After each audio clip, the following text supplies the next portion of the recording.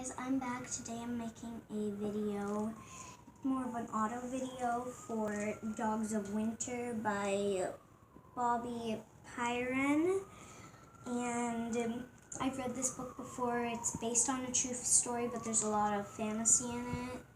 Forgot what it's called. I think fantasy fiction or something.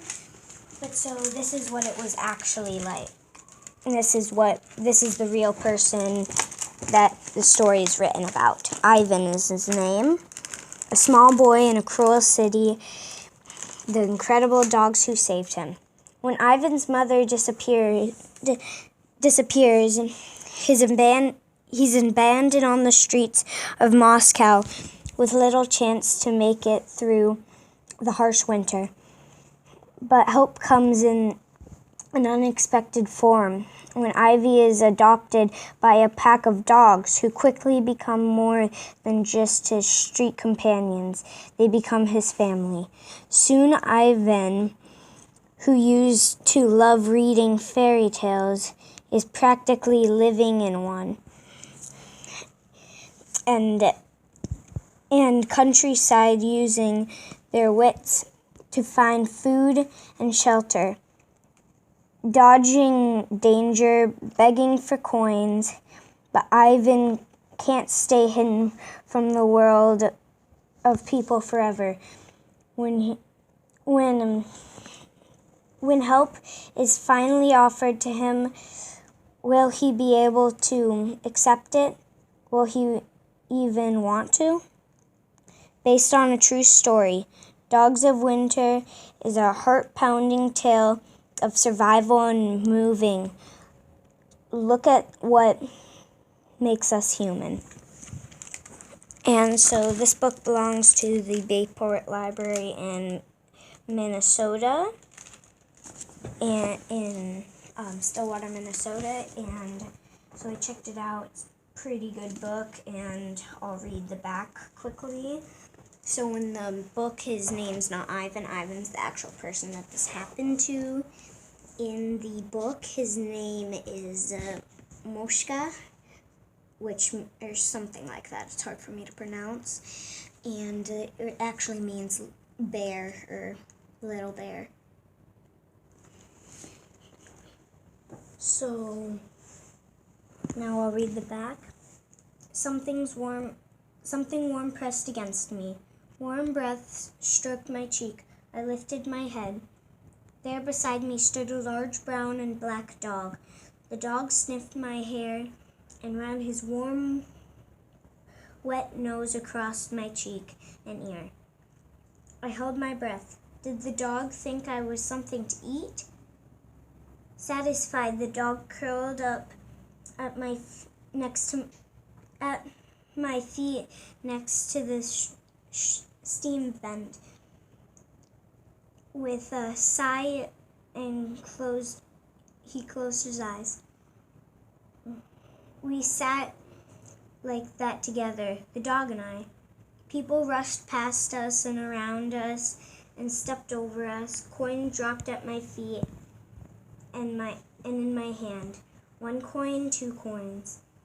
I smiled at the dog. I reached out and touched his shoulder. You've brought me luck today, I said. He licked my fingers and I laughed. I'm going to call you Lucky. Okay, so now I should start the book. It is a very good book, and it's pretty sad too. For Ivan Muskie and all the invisible children everywhere. So as you can see, there's many chapters. And then there's a part 1 and a part 2. Part 2 and part 1. Each one's a chapter. I've read the book before, so it's a really good book. Okay, so chapter 1, Dreams. I dream of dogs. I dream of warm, soft backs pressed against mine. Their deep, musky smelling comfort along bitter nights.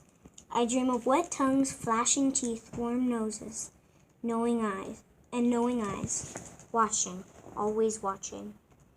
Sometimes I dream we were We are running, the dogs and I, through empty streets and deserted parks. We run for joy and freedom in it. Never tiring, never hungry.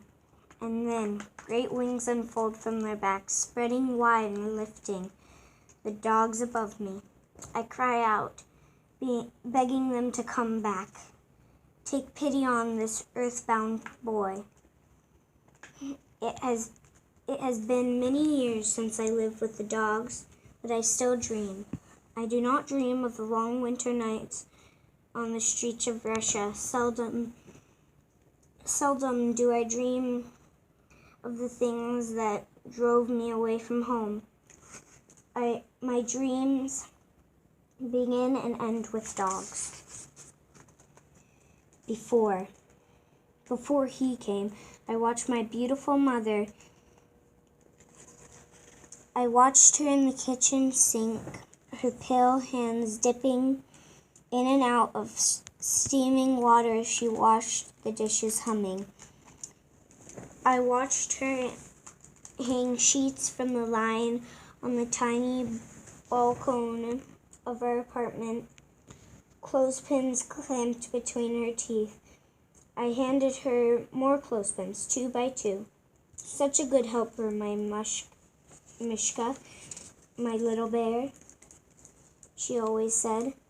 Before I sat in my grandmother Babushka Inya's lap and listened as she sang old songs and rocked me back and forth, back and forth. Every morning Babushka Inya walked me down the hill to my school. My mother had to get to her job at the bakery long before sun rose. At school, I sat in the wooden table and practiced my letters. I learned how to sound out cat and rat and not to watch birds out the window. In the afternoon, my mother and I walked back up the long, low hill to our apartment. Babushka Inya cooked my favorite cabbage soup while I practiced my letters and listened to my mother hum. Before it was Babushka Inya who slept with my mother at night. I had my special bed in the sitting room. My mother read to me every night from the book of fairy tales. This is the way it had always been. Me and my mother and my Babushka Inya. This was the way I thought the world would always be. Chapter 3, and I'll read that in the next video.